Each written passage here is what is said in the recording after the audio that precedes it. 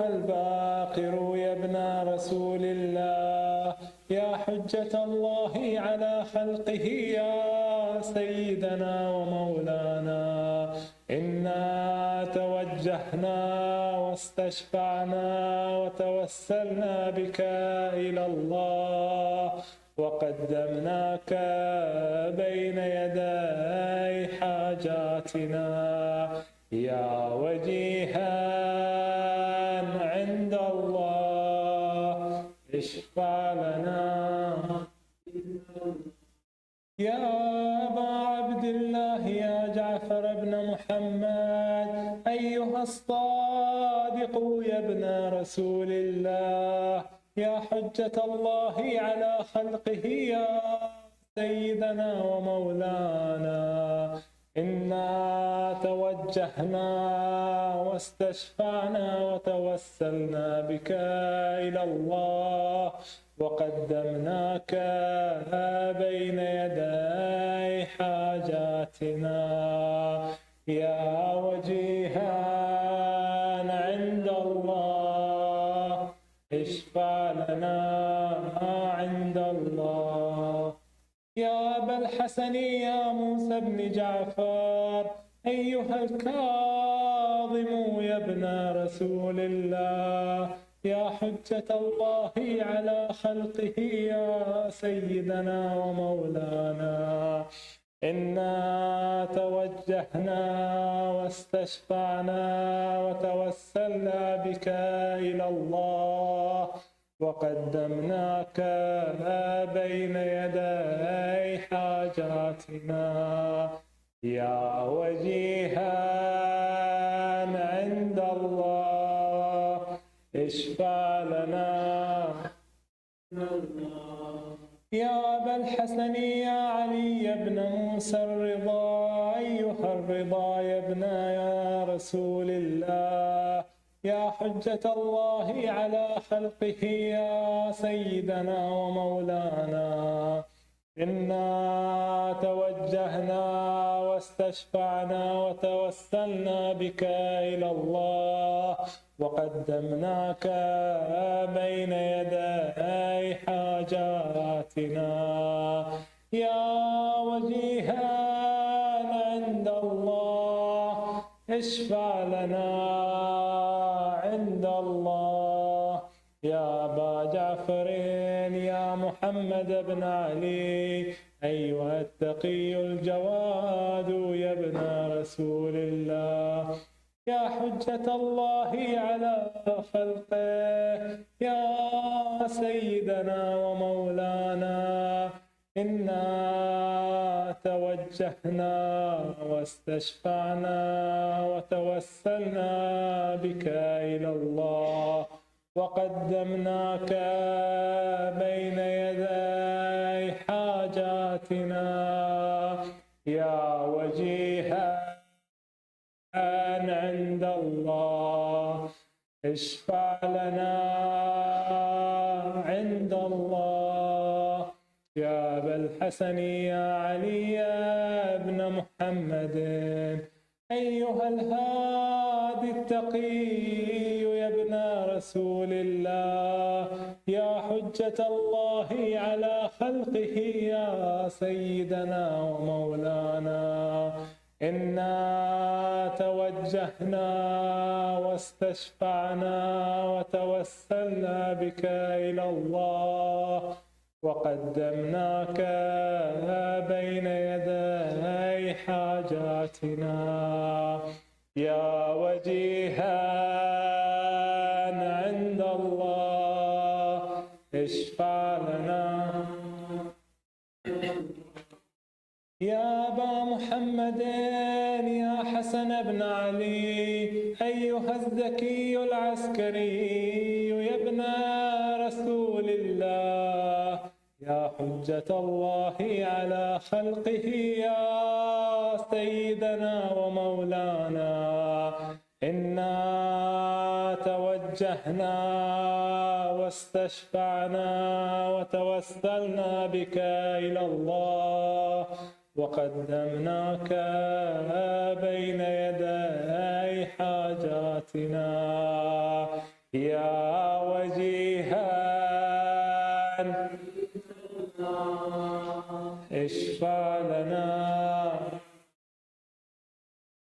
يا وصي الحسن والخلف الحجة، أيها القائم المنتظر المهدي، يا ابن رسول الله، يا حجة الله على خلقه، يا سيدنا ومولانا، إنا توجهنا واستشفعنا وتوسلنا بك إلى الله، وقدمناك بين يدي حاجاتنا، يا وجيها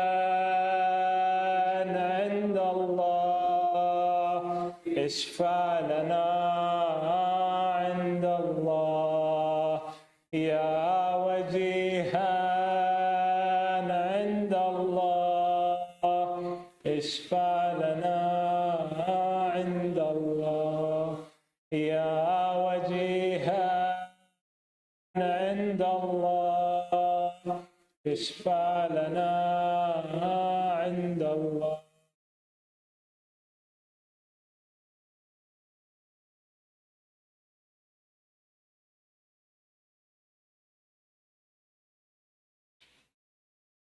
يا سادتي وموالي، إني توجهت بكم أئمتي ليوم فقري وحاجتي إلى الله، وتوسلت بكم إلى الله، واستشفعت بكم إلى الله، فاشفعوا لي عند الله، فاشفعوا لي عند الله، واستنقذوني من ذنوبي عند الله، فإنكم وسيلتي إلى الله، وبحبكم وبقربكم أرجو نجاة من الله، فكونوا عند الله رجائي.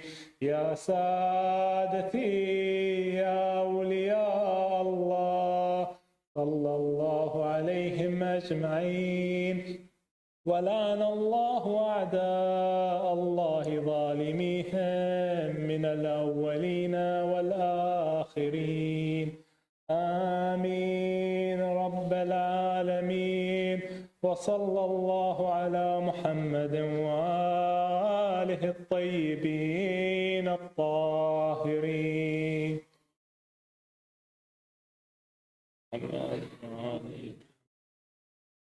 سورة الفاتحة.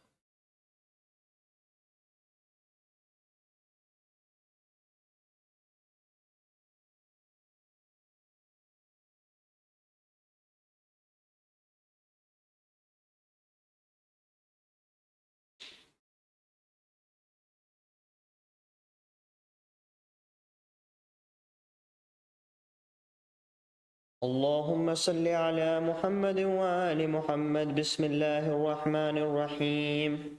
يا علي يا عظيم يا غفور يا رحيم، أنت الرب العظيم الذي ليس كمثله شيء وهو السميع البصير.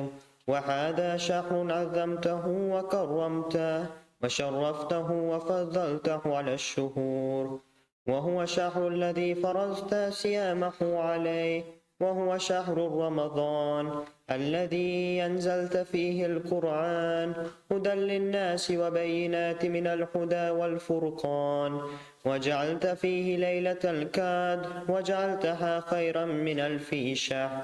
فيا ذا المن ولا يمن عليه، من علي بفكاك رقبتي من النار، في من تمن علي وادخل للجنة برحمتك يا أرحم الراحمين.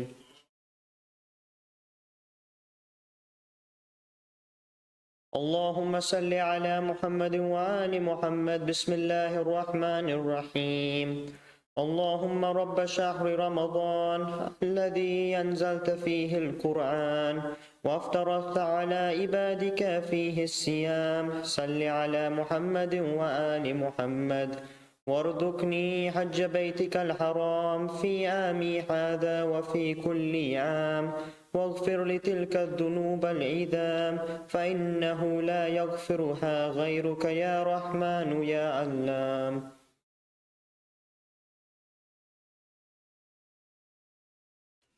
اللهم صل على محمد وآل محمد. بسم الله الرحمن الرحيم. اللهم إني أفتتح الثناء بحمدك، وأنت مسدد للثواب بمنك، وأيقنت أنك أنت أرحم الراحمين في موضع العفو والرحمة، وأشد المعاقبين في موضع النكال والنكمة، وأعظم المتجبرين في موضع الكبرياء والعظمة. اللهم أذنت لي في دعائك ومسألتك، فاسمع يا سميع مدحتي، وعجب يا رحيم دعوتي، وأكل يا غفور أثرتي. فكم يا إلهي من كربة قد فرجتها، وهموم قد كشفتها، وأخرة قد عقلتها، ورحمة قد نشرتها، وحلقة بلاء قد فككتها. الحمد لله الذي لم يتخذ صاحبة ولا ولدا، ولم يكن له شريك في الملك، ولم يكن له ولي من الذل، وكبره تكبيرا. الحمد لله بجميع محامده كلها، على جميع نعمه كلها. الحمد لله الذي لا مضاد له في ملكه، ولا منازع له في أمره. الحمد لله الذي لا شريك له في خلقه، ولا شبيه له في عظمته. الحمد لله الفاشي في الخلق أمره، وحمده الظاهر بالكرم مجده، الباسط بالجود يدا، الذي لا تنقص خزائنه، ولا تزيده كثرة العطاء إلا جودا وكرما، إنه هو العزيز الوهاب.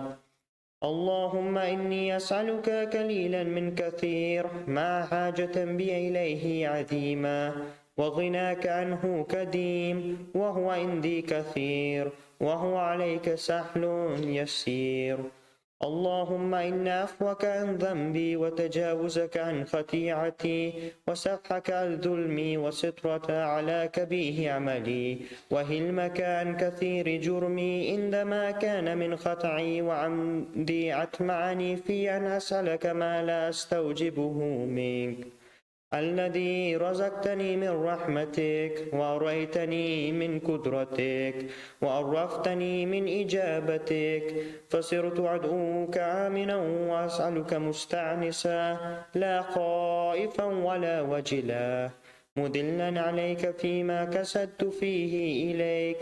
فإن عبت عني عتبت بجهلي عليك، ولعل الذي عبت عني هو خير لي لعلمك بآكبة الأمور.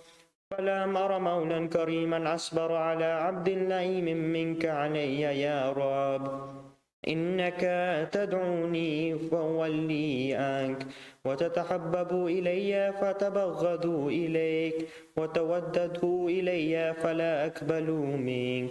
كأن لي التطول علي، فلم يمنعك ذلك من الرحمة لي والإحسان إلي، وتفضلي علي بجودك وكرمك. فارحم عبدك الجاهل، وجد عليه بفضل إحسانك، إنك جواد كريم. الحمد لله مالك الملك، مجري الفلك، مسخر الرياح، فالك الإصباح، ديان الدين رب العالمين. الحمد لله على حلمه بعد علمه، والحمد لله على عفوه بعد قدرته، والحمد لله على طول عناته في غضبه، وهو قادر على ما يريد. الحمد لله الخالق الخلق، باسط الرزق، فالك الإسباح، ذي الجلال والإكرام والفضل والإنعام، الذي بعد فلا يرى، وقرب فشهد النجوى، تبارك وتعالى. الحمد لله الذي ليس له منازع يعادله، ولا شبيه يشاكله، ولا زهير يعادده. كحر بعزته الأعزاء، وتواذى لعدمة العظماء، فبلغ بقدرته ما يشاء. الحمد لله الذي يجيبني حين أنادي، ويستر عليك كل عورة وعناسي، ويعظم النعمة علي فلا أجازي.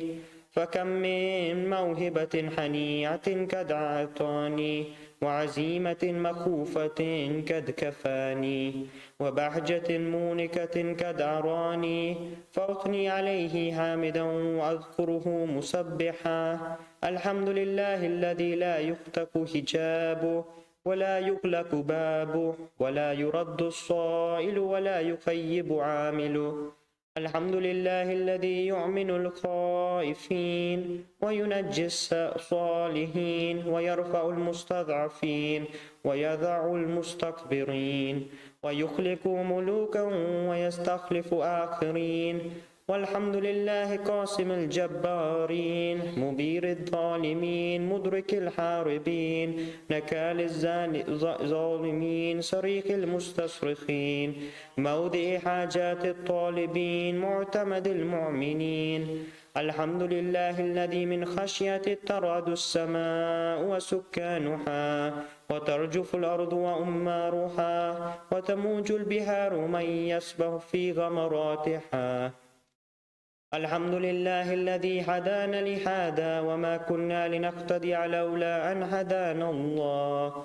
الحمد لله الذي يخلق ولم يخلق، ويرزق ولا يرزق، ويطعم ولا يطعم، ويميت الأحياء ويحيي الموتى، وهو حي لا يموت، بيده الخير، وهو على كل شيء قدير.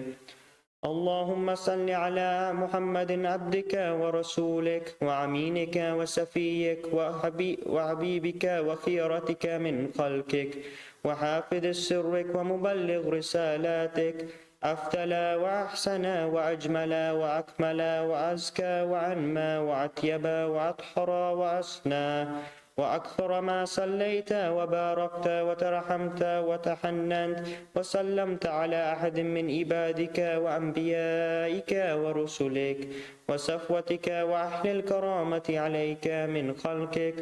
اللهم وصل على علي أمير المؤمنين ووصي رسول رب العالمين، عبدك ووليك وأخي رسولك وهجتك على خلقك وآيتك الكبرى والنبع العظيم. وصل على صديقة الطاهرة فاطمة الزهراء سيدة النساء العالمين. وصل على سبتي الرحمة والإمام الهدى الحسن والحسين سيدي الشباب أهل الجنة. وصل على أئمة المسلمين علي بن الحسين ومحمد بن علي وجعفر بن محمد وموسى بن جعفر وعلي بن موسى ومحمد بن علي وعلي بن محمد والحسن بن علي والخلف الحادي المهدي. وججك على عبادك وأمنائك في بلادك صلاة كثيرة دائمة. اللهم وصل على ولي أمرك القائم المؤمل والعدل المنتظر، وهفه بملائكتك المقربين، وأيده بروح القدس يا رب العالمين.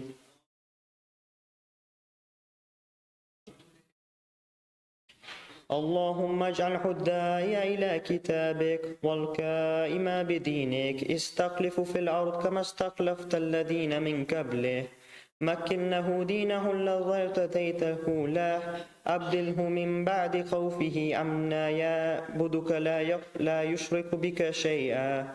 اللهم أعززه وأعزز به، وانشره وانتشر به، وانشره نصرا عزيزا، وافتح له فتحا يسيرا، واجعل له من لدنك سلطانا نصيرا. اللهم ما أزر به دينك وسنة نبيك حتى لا يستخفي بشيء من الحق مخافة أحد من الخلق.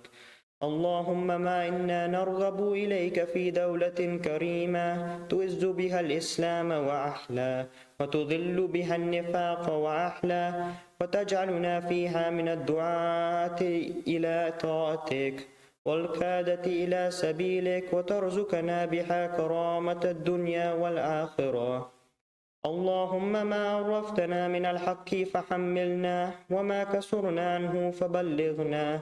اللهم من به شعثنا، واشهب به سدعنا، وارتق به فقرنا، وكثر به كلتنا، وعزز به ذلتنا، وأغن به عائلنا، واقض به عن مغرمنا، واجبر به فقرنا، وسد به خلتنا، ويسر به أسرنا، وبيض به وجوهنا، وفك به أسرنا، وأنجح به تلبتنا، وأنجز به موائدنا، واستجب به دعوتنا، وأعتنا به سعلنا، وبلغنا به من الدنيا والآخرة آمالنا، وأعتنا به فوق رغبتنا يا خير المسؤولين وأوسع المعطين. اشف به صدورنا، واذهب به غيظ قلوبنا، واهدنا به لما اختلف فيه من الحق بإذنك، إنك تهدي من تشاء إلى صراط مستقيم. وانصرنا به على عدوك وعدونا إله الحق، آمين. اللهم إنا نشكر إليك فقد نبينا صلواتك عليه وآله، وغيبة ولينا، وكثرة عدونا، وقلة عددنا، وشدة الفتن بنا، وتظاهر الزمان علينا. فصل على محمد وآل محمد، وعنا على ذلك بفتح منك تعجله، وبضر تكشفه، ونصر تؤزه، وسلطان حق تظهره، ورحمة منك تجللناها، وعافية منك تلبسناها، برحمتك يا أرحم الراحمين.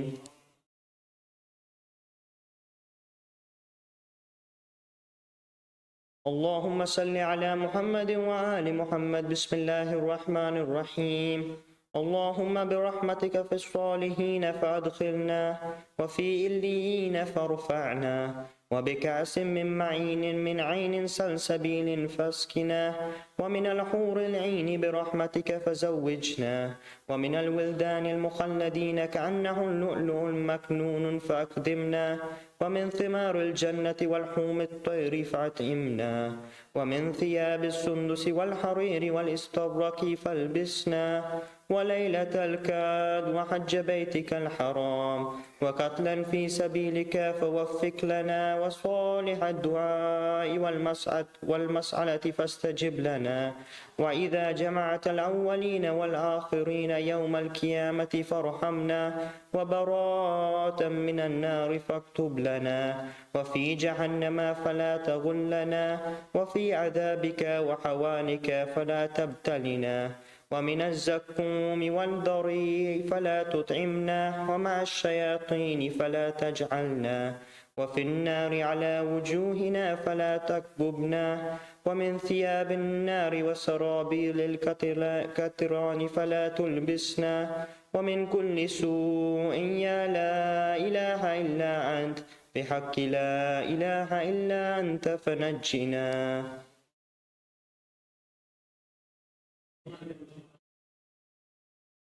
اللهم صل على محمد وآل محمد. بسم الله الرحمن الرحيم.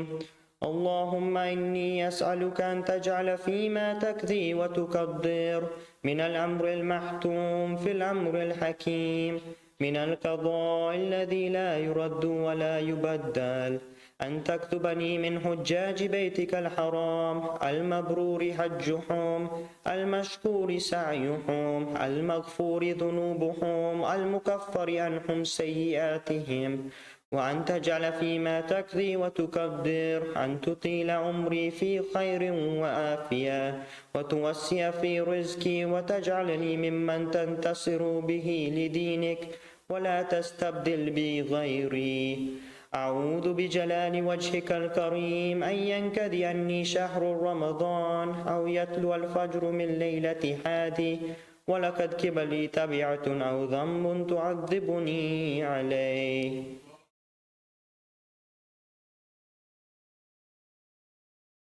اللهم صل على محمد وآل محمد. بسم الله الرحمن الرحيم. يا ذا الذي كان قبل كل شيء ثم خلق كل شيء ثم يبقى ويفنى كل شيء. يا ذا الذي ليس كمثله شيء ويا ذا الذي ليس في السماوات العلى ولا في الأرضين السفلى ولا فوقهن ولا تحتهن ولا بينهن إله يعبد غيره. لك الحمد حمدا لا يقوى على إحصائها إلا أنت. فصل على محمد وآل محمد صلاة لا يقوى على إحصائها إلا أنت.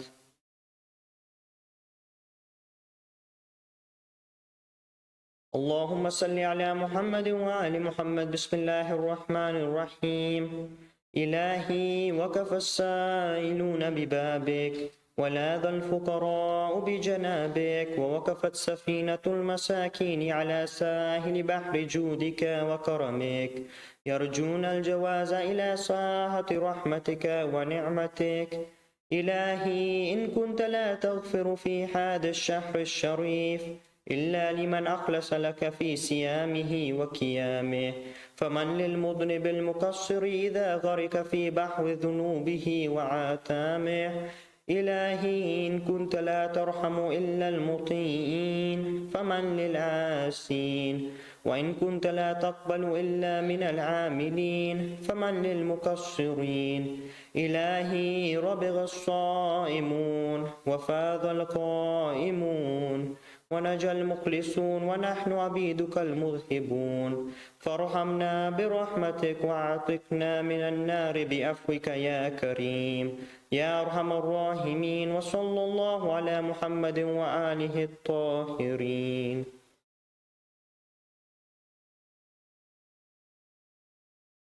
اللهم صل على محمد وآل محمد. بسم الله الرحمن الرحيم. اللهم أدخل على أهل القبور السرور. اللهم أغن كل فقير. اللهم اشف كل جائع. اللهم اكس كل أريان. اللهم اقض دين كل مدين. اللهم فرج عن كل مكروب. اللهم رد كل غريب. اللهم فك كل أسير. اللهم أصلح كل فاسد من أمور المسلمين. اللهم اشف كل مريض. اللهم سد فقرنا بغنائك. اللهم غير سوء حالنا بحسن حالك. اللهم اقض عنا الدين واغننا من الفقر إنك على كل شيء قدير.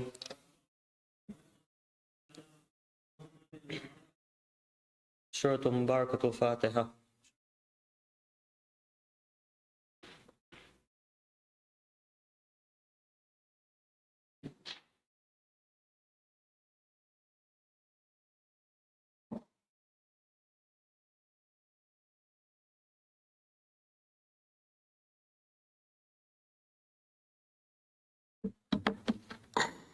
Ikramani, my respected elders, brothers, and sisters, Assalamu alaikum. An exciting community tradition returns this weekend. We're thrilled to announce the return of our beloved annual tradition brought to you by the Al-Ahad Youth. This weekend is packed with fun, knowledge, and friendly competition, and we invite each and every one of you to be a part of it. Friday will be Jeopardy night following the program. Dive into the classic game of Jeopardy, where knowledge meets fun.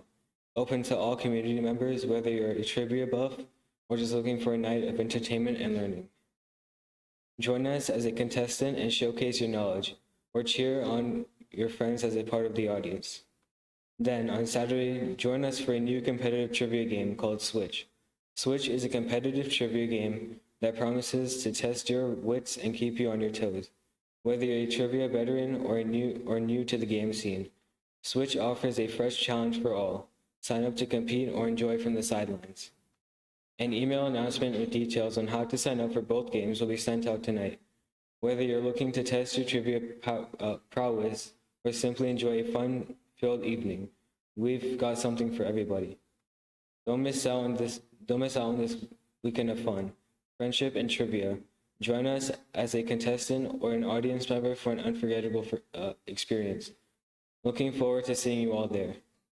Let's recite Amma Yujibu 5 times for all marhumin, for all those who are ill or suffering calamities, especially those facing oppression around the world. Bismillahirrahmanirrahim. Amma yujibu mustara iza daha wa yakshif as-su. Amma yujibu mustara iza daha wa yakshif as-su. Amma yujibu mustara iza daha wa yakshif as-su. Amma yujibu mustara iza daha wa yakshif as-su. Amma yujibu mustara iza daha wa yakshif as-su.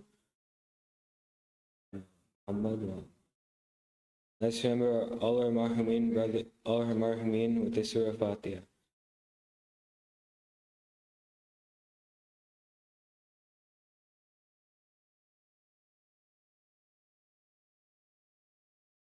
Please recite aloud salawat as we welcome Sayyid Karmani.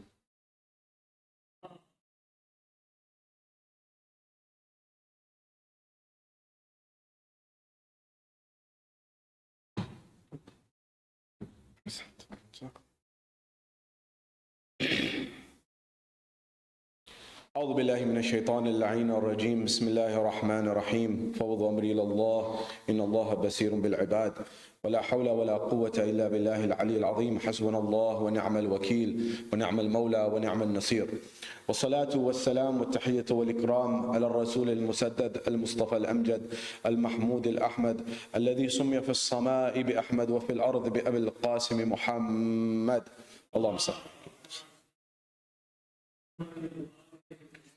وعلى أهل بيت الطيبين الطاهرين المعصومين المظلومين المنتجبين الذين أذهب الله عنهم الرجس وطهرهم تطهيرا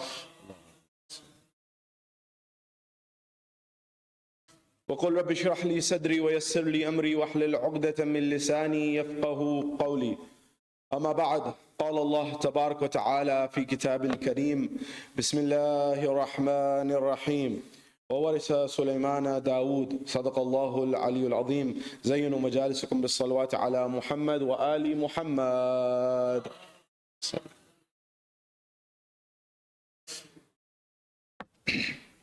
My respected elders, brothers and sisters in Islam and Iman here in Allentown or across the globe, wherever you may be hearing my voice, Salamun alaikum jami'an wa rahmatullahi wa barakatuh. Question, how do I apply my faith? We're told there's a moment in time in the Quran, Allah subhanahu wa ta'ala tells us at various places the story of certain prophets. And amongst those prophets, Allah subhanahu wa ta'ala tells us the story of, for example, Dawood or David, as he is known in the Old Testament. And Allah subhanahu wa ta'ala tells us even before that about the story of, for example, David and Goliath. Not the whole story, but Allah subhanahu wa ta'ala mentions Jalut, which is referring to the likes of Goliath in the Quran. And Allah subhanahu wa ta'ala also mentions Talut, who in the Bible is known as King Saul. And so Allah subhanahu wa ta'ala mentions these personalities to tell us something perhaps, to remind us of something perhaps. And maybe that is Allah subhanahu wa ta'ala is showing, as I've been trying to demonstrate the last few days, that Allah subhanahu wa ta'ala says that in His realm, it's not about not having or having from the worldly perspective. There have been guides that Allah has sent, who, if you looked at them, it would seem that they have nothing of this world. But then there were also others who were prophets of Allah who had everything of the world, so to speak. And so Allah says your guidance and your excellence is not dependent on having or not. And the example of this comes from very clearly the Imams themselves. And the reality is, this came during the time, during Banu Abbas, they asked the likes of the 8th Imam and later Imams, after the 8th Imam, they would call the other Imams Ibn al-Radha. Either they would call him Imam al-Radha or they'd it was Imam Rada, or after that they would say Yabna Rada for the later Imams. Anyways, at that point in time, sometimes Allah tests you in different ways. And so sometimes Allah tests you by giving, and sometimes Allah tests by taking. And sometimes Allah tests you by making you do that which you don't even want to do. Example, Allah subhanahu wa ta'ala, in one instance, Imam Hussein alayhi salam, he fights against Yazid, right? This idea of understanding that Imam Hussein had one approach. But sometimes we say, what Imam Hussein alayhi salam did is what we're supposed to do all the time. And that's not necessarily true. Because we have the hujjat of the other Imams as well. And the other Imams didn't always go to the battlefield. In fact, few of them did. Many of them either used intellect, they used knowledge, they used other aspects of the equation. So it's important for us to understand this. But the poet says, Deen ast Husain, Deen Pana ast Husain. Shah ast Husain, Badshah ast Husain. Deen ast Husain, Deen Pana ast Husain. Sardad, Nadad, Dast dar dast Yazid, Haqqa ke bina ila ila ast Husain. He says that Hussein is the king. No, Hussein is the king of kings. As you know, Shahanshah is the term that they used to use in Persia. The ancient ones, the rulers there used to be the likes of the Shahanshah. The same way they used to have pharaohs. You know pharaohs? There was not just one pharaoh. Pharaoh was a title, like Caesar. Caesar was a title. There were numerous Caesars, right? Similarly, so Julius Caesar is one, and there's other types of Caesars. It was a title. Similarly, at that point in time, there's Shah. He's saying Hussein's the king. No, Hussein's the king of kings. No. Further than this, he says Hussein is the deen, the faith. No. Hussein is the protector, the muhafiz of the deen. But then he says, Hussein alayhi salam, Sardad, he gave his head to Yazid. He did not give his hand to Yazid. But this was Imam Hussein. But look at how Imam Rida was tested. He was tested the exact opposite way. Imam Rida had to do zahiri, put his hand. He didn't do any bay'ah, but he became the waliya ahad of the ruler of the time, of Harun al-Abbasi. So sometimes Allah tests you by giving, sometimes He tests you by taking. Same principle, we have to be aware. So now Allah subhanahu wa ta'ala tells us about Sulaiman and Dawood. Dawood is the one, David and Goliath, you must have heard. So these are spiritual, symbolic aspects. You know, if you go to Florence, I've been there, I'm sure many of you have been there, there's a lot of artwork there. There's a book I invite you to read, it's called The Medici Effect. The Medici Effect is about an effect that can help you succeed in life in many ways. And it comes because of Florence was a small town. You know, a small town. But it became a center of a lot of innovation and ideas and things came out of it. So for example, in Florence, you had the likes of Michelangelo and Leonardo da Vinci and many other people. And so Medici Effect argues that a small town can become a very powerful town just based on a few things. And that is, if you bring people who have broad-mindedness, if you have a cross-pollination of different thinkers and different ideas, and they cross-pollinate, it leads to new ideas and innovation. So the Medici family were the bankers of the Roman Catholic Church. And they were funding all of these different intellectuals, artists, painters to come to Florence. And so the likes of all these artists and people and thinkers came, and ideas began to flourish there.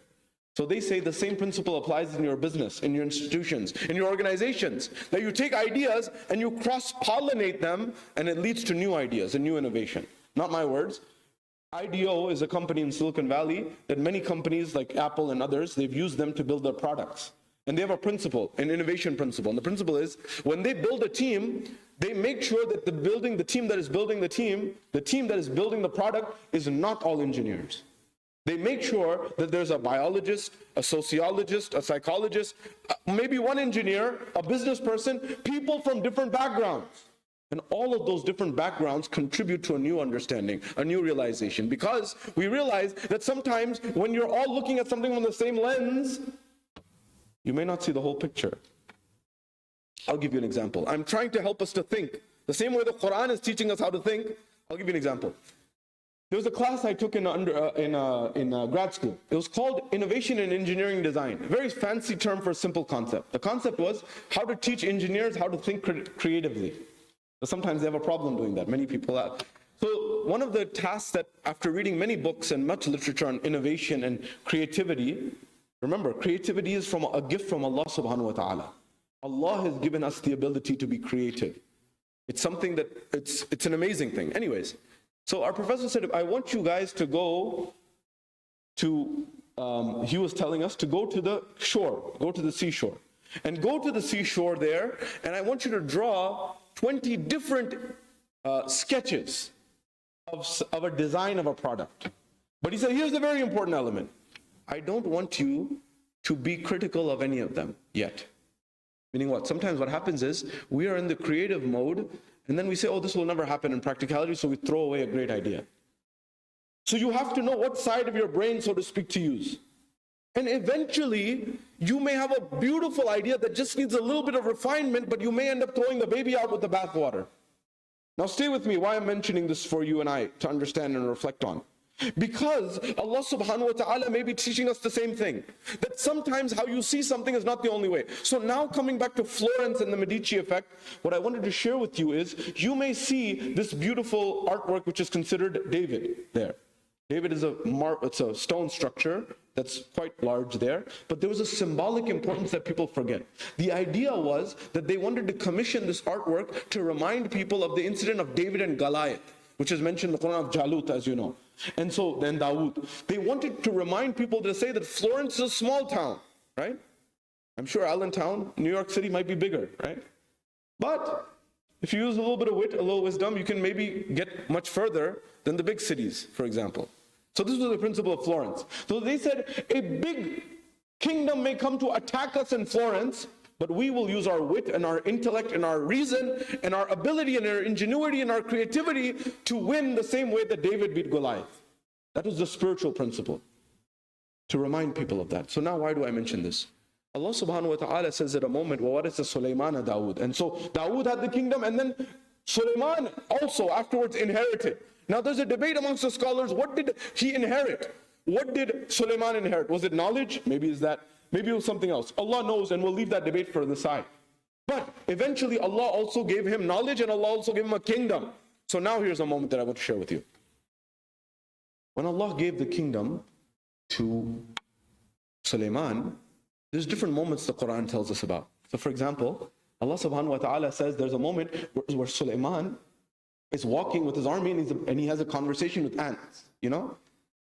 And so it's interesting that sometimes you focus on this, and he has the conversation with these ants. Then eventually Allah's messenger at the time, Sulaiman, he has conversations with other people. Now here's what I wanted to share with you. There's a moment in time in the Quran where Sulaiman is taking rank and file and attendance of all of the dominion that he's ruling over. So there are insan, jinn, birds, animals, all types of creation are there. And then there comes a moment in time where he's saying, here's this animal, so he's checking. And he notices in the saf and the lines amongst the birds, there's a particular bird that is missing.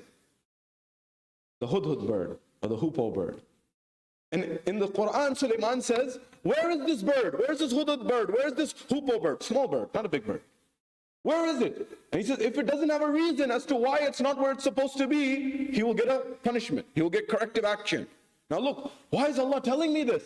Allah is saying that there's a messenger of mine who's my leader on earth, who's my Khalifa on earth at the time. He is taking the rank and file of all of his dominion, and then he sees one bird that's missing, and he said there's going to be a painful chastisement there. If you don't have a reason, if that bird doesn't have a reason. So he's sending a message. And then eventually the bird comes. And when the little bird comes, Sulaiman says, where were you? What's the meaning of this? Explain! And the little bird says, I bring you knowledge that you don't know. Oh, Quran. I'm not deviating anywhere. This is Quran. If you don't know about this, I ask you, why don't you know about the Quran? So in the Quran, he's saying this. Allah subhanahu wa ta'ala is showing us why. Remember the verse. وَفَوْقَ كُلِّ ذِي عِلْمٍ عَلِيمٍ. Above every knower is someone who knows. Sometimes Musa and Khidr, sometimes even Allah is saying, my prophet Sulaiman, who has this kingdom. This Sulaiman, even him, there's a bird that may know something. Not everything, may something that you don't know. So what do you know, bird? What do you know, hoopoe bird? What do you know, hudhud bird? He says, that I have just come flying over a kingdom. And the kingdom, he said, what kingdom? He said, there's a kingdom where there are women. There is a kingdom where there is a queen who is leading this kingdom. And he says, فَزَيَّنَ لَهُمُ الشَّيْطَانِ. He says, and shaitan has made them, deluded them to worship the sun. So now here's the principle again. The bird, look at the wisdom of this bird of Allah, this creation of Allah subhanahu wa ta'ala. You know, the bird, Allah is saying that sometimes even animals can be much better than humans. Whether it was the bird in the story of Ibrahim, whether it was this bird even. He says, he didn't say that they're all kafir, they're all going to hell, they're all the, no. He didn't say because they're worshipping the sun. The bird said, they've been deluded, they have been deluded. Shaitan has zayyana, you know, zayyanu, I say at the beginning, ornament, you know, beautify your gathering with the zikr of Muhammad wa ali Muhammad. That's what I said at the beginning. This is saying, the bird is saying, he has made it beautified to them to think that the sun is God. So he's not blaming the people, he's saying shaitan has deluded them. So now Sulaiman is in a dilemma. Sulaiman says, okay, so he has to verify this, right? Otherwise someone can just tell any story, right? He has to verify this. So he said, okay, here's the deal, how do we verify? I'm going to write a letter to this queen that you mentioned, and you're going to deliver it, and we're going to get a response back, and we'll see what happens. Again, Quran. That's why Sulaiman said, Innahu min Sulaiman, innahu bismillahir rahmanir rahim. The second Bismillah in the same chapter. At that point in time, he writes a letter from Sulaiman in the name of God. Innahu bismillah. Innahu min Sulaiman, innahu bismillahir rahmanir rahim. And he says, go take this letter and deliver it. And eventually, the letter is delivered. As you know, the queen is named Bilqis. She gets this. She reads it, and she has her wazirs and her advisors. And they're having a discussion and a dialogue amongst them. And all of this is unfolding. Why is Allah telling me this? Why is Allah telling you this? Why is Allah telling us about this? There's one moment that I want to tell you. The Quran says Allah gave a gift to Sulaiman. And that gift, amongst many gifts, was something called mantiqut tayr. Mantiqut tayr is a term in the Quran that is the ability to speak to the birds, the logic of the birds, the rationale of the birds, the ability to converse with birds. You know, don't think it's so far-fetched. In our lifetimes, it's very possible that we may eventually be able to communicate with animals. Believe me, gray parrots and others, there's certain elements that we're unlocking right now as we speak, about how animals communicate and what their sense of affection and things are like. So now stay with me here. Sulaiman is ruling. There's no loss in his ma'rifah, right? His ma'rifah is high. Our conversations are around kamal. So what's happening now? So now, at this point in time, mantaqat tayr, Allah gave this ability. Do you have this ability? Do I have this ability? Maybe not yet. But the lesson that I want to derive from this is this. Things may not always seem so black and white. What's the practical implementation of this? Allow me to explain. Sometimes what you have heard, what is popular is not always true. What is mashhoor is not necessarily always the reality. Just because something is mashhoor or true or popular doesn't always mean it's the truth or the only truth. Sometimes the truth and sometimes the reality is the less popular, less known opinion, less known view. That's why in the Supreme Court of the US and many countries, there's always two opinions. The majority opinion, if it's not a unanimous vote, it's the majority opinion and the minority opinion. And both are historically very important. The reason is because many times in the bend of history, the minority opinion is right. The majority opinion is wrong. A principle in the Quran is many times, the majority is wrong. It's the minority who are the truth. Example, Ashabul Kahf. How many were there? A handful. In fact, the Quran itself says in Surah Kahf that people debate on was it 5 and the 6 was the dog, or was it 7 and the 8th was the dog, whatever it may be. Allah knows the number, but the principle was it was a few people with dedication and conviction. And they went further. So the principle is, when I talk about Kamal, there's two layers. One is, you excel yourself, you raise yourself, I raise myself. But then the next level is community level. We come together and we raise all of ourselves. There's another moment in time. We talk about generosity. You know what? I want to tell you something. When it comes to this, why is it that I'm mentioning these personalities? We have this notion, sometimes, have you ever heard of the rubber band effect? The rubber band effect, what happens is sometimes you pull something And then when you let go, it hits on the other side with pressure, with tension, resistance. So what happens is sometimes the pendulum swings and we go to the opposite extreme. For example, in the history of the world, in the last modern world that we know, it's mostly been men in power, patriarchal societies. But it wasn't always like that. There was also the example of Cleopatra in history. There was also the example of Queen of Sheba, who I just mentioned.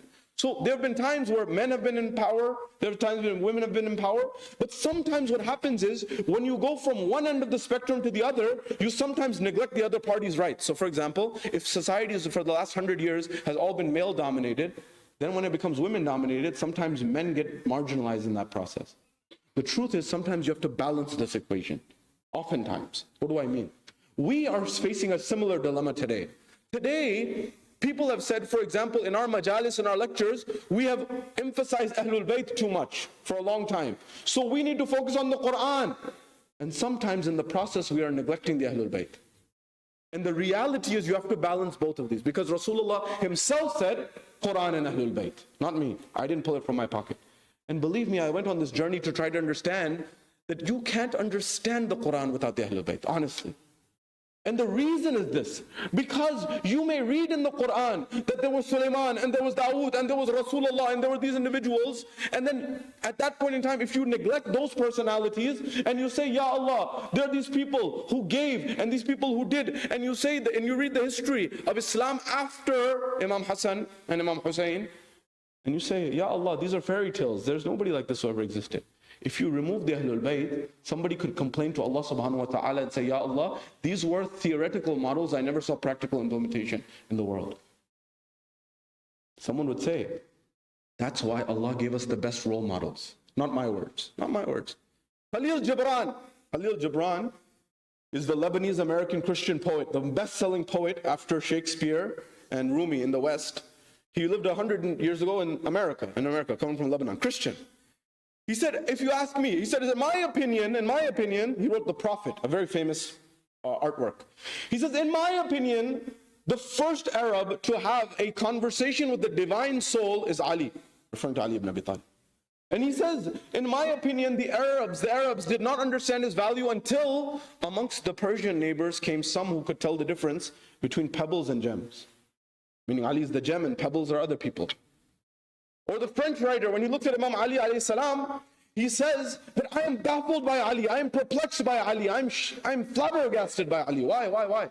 He said, because in the whole reading of history, I've never found a single person who at the same time brings together antithetical qualities like Ali, who at the same time was the greatest general of his time, but also the greatest intellectual of his time in the same person.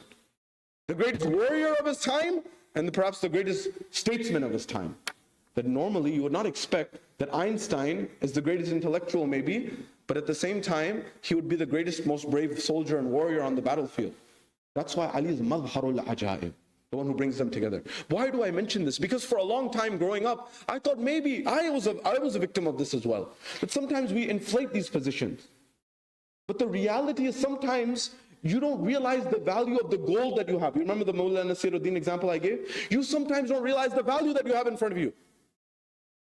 So Allah says in the Quran, this idea is so important for us to grasp so we can fully understand the essence of what Islam is.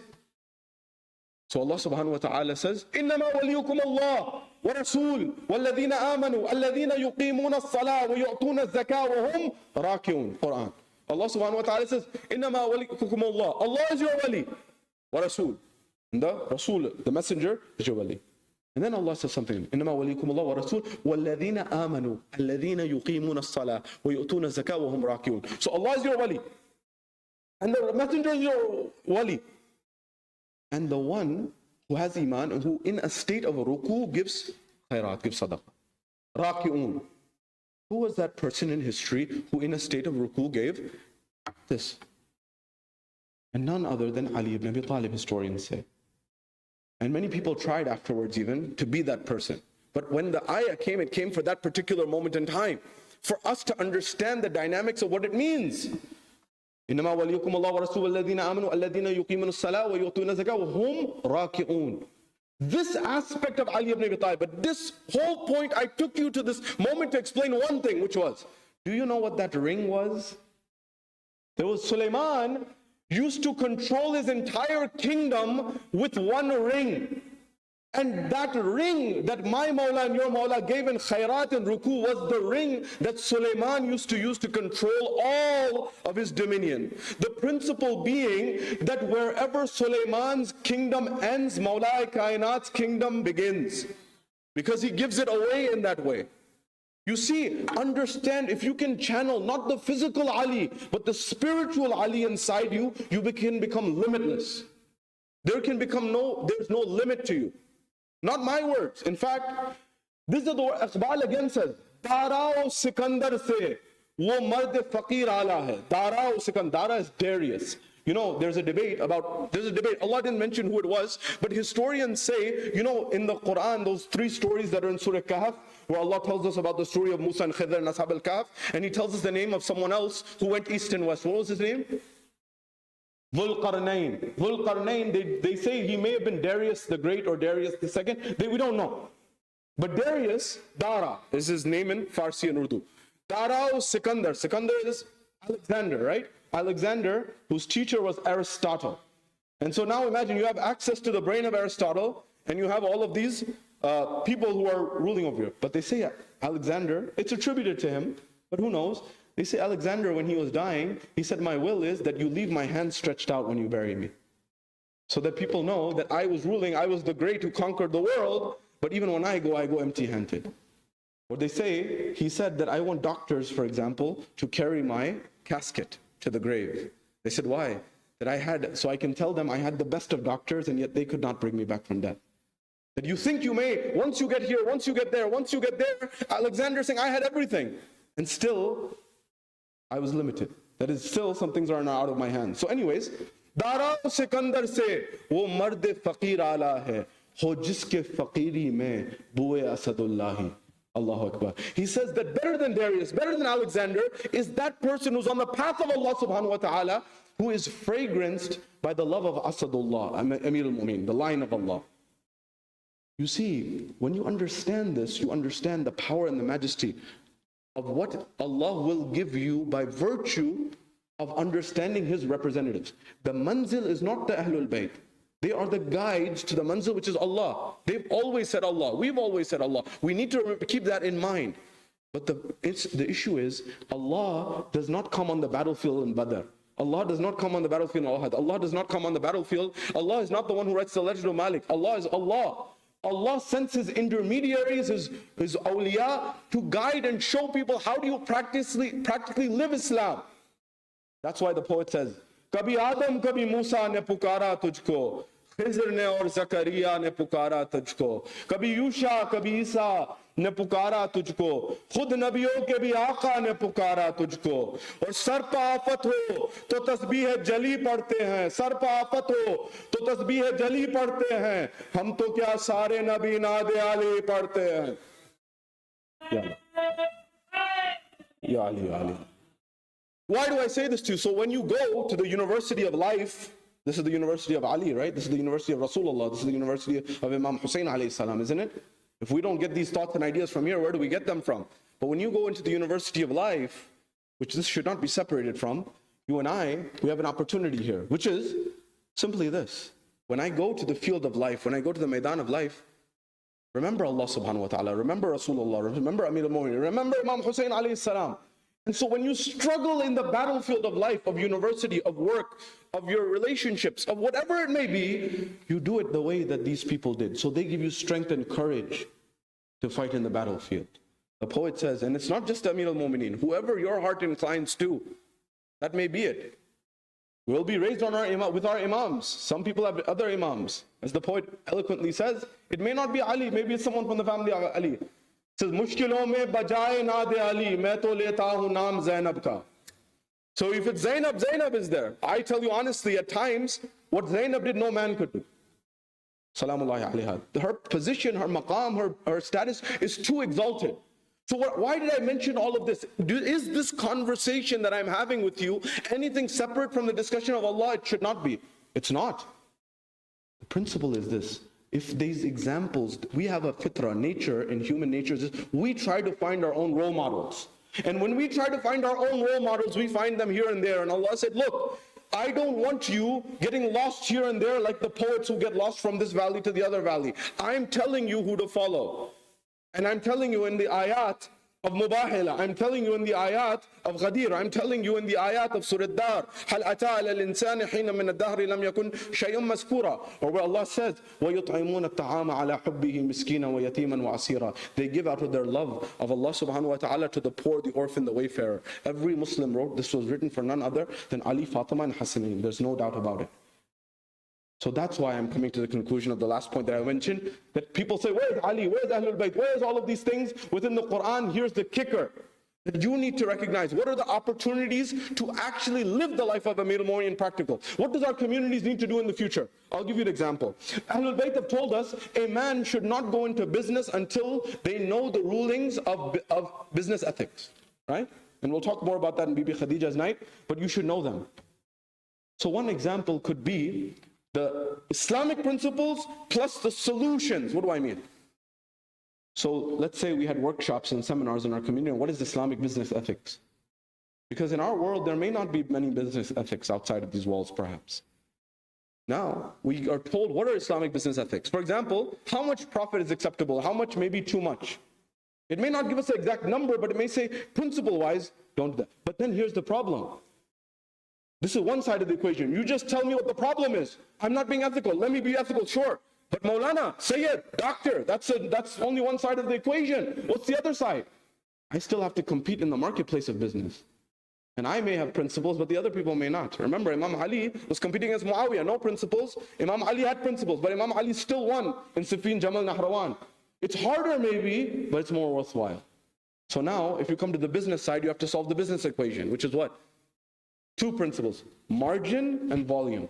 You ask any businessman, there's a margin that you make on per unit or per service, and then there's volume. How many of them you sell? How many services you sell? How many products you sell? So then maybe your margin is a little reduced, but maybe we can teach them the principles in practicality of how to increase volume. You end up at the same place. So then what you see as something as impossible becomes possible. This is one example. And you know why that's so important?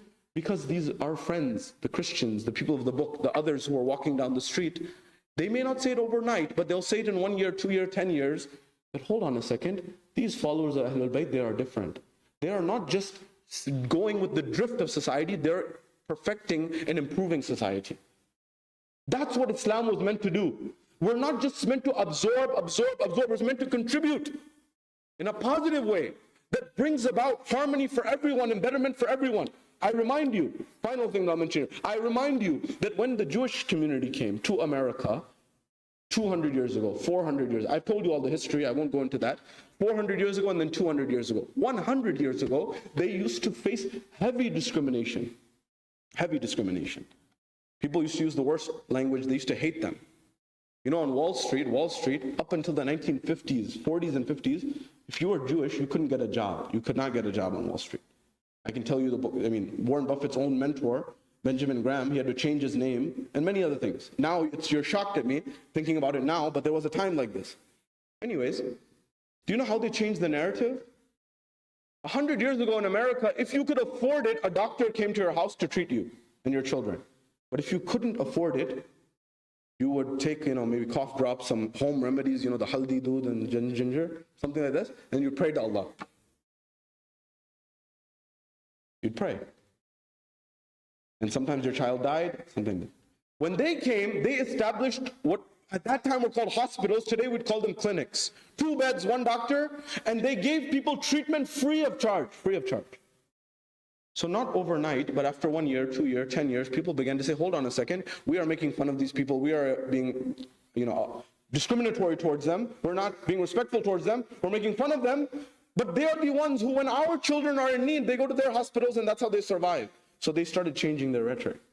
Added value. Many of you are doing this, many of us are doing this, but we may not be doing it in congruence, we may not be doing it together. So that's where the kicker comes in terms of bringing the elements together. And that's why Islam wanted us to bring these pieces of the equation together. So the final line of poetry that I'll say about first your individual aspect to Kamal. Remember the 4 stages I mentioned at the beginning. That there is the journey to Allah in the domain of Allah subhanahu wa ta'ala, then back to society.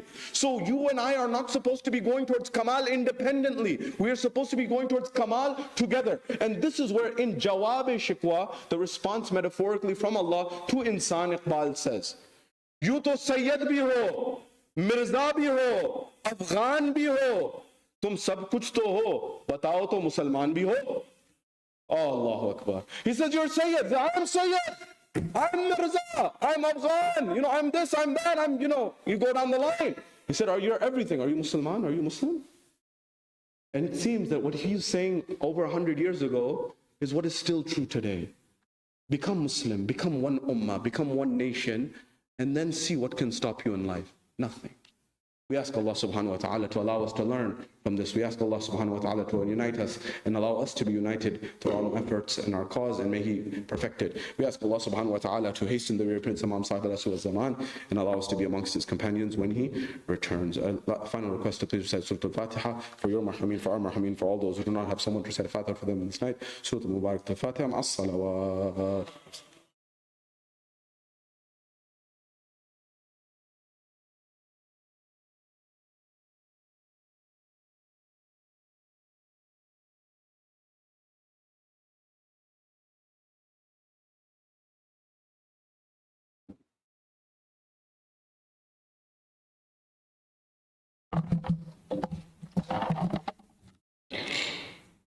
بسم الله الرحمن الرحيم اللهم صل على محمد وآل محمد السلام عليك يا رسول الله يا نبي الله السلام عليك يا أمير المؤمنين يا علي بن أبي طالب السلام عليك يا فاطمة الزهراء سيدة النساء العالمين السلام عليك يا حسن المجتبى السلام عليك يا أبا عبد الله يا حسين شهيد بكربلاء ورحمة الله وبركاته السلام عليكم يا أئمة المسلمين علي بن الحسين ومحمد بن علي وجعفر بن محمد وموسى بن جعفر وعلي بن موسى ومحمد بن علي وعلي بن محمد والحسن بن علي السلام عليك يا حجة الله يا ابن الحسن يا صاحب العصر والزمان السلام عليك يا خليفة الرحمن السلام عليك يا شريك القرآن السلام عليك يا كعبة الإيمان